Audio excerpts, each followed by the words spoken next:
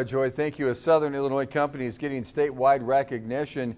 Southern Illinois Vacation Rentals was recently ranked the top vacation rental manager in the state based on guest review data.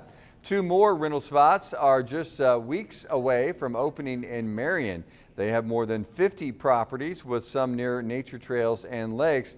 Leaders say the real story is what it says about Southern Illinois as a destination for visitors. I was very surprised. I did not know anything about it ahead of time. I got an email notification from the company stating that we were ranked #1 of all short-term rental property management companies in the state of Illinois. It was accurate. I did double check the rating that it was 4.96 out of 5.0 as a perfect score. So I did double check that it was accurate.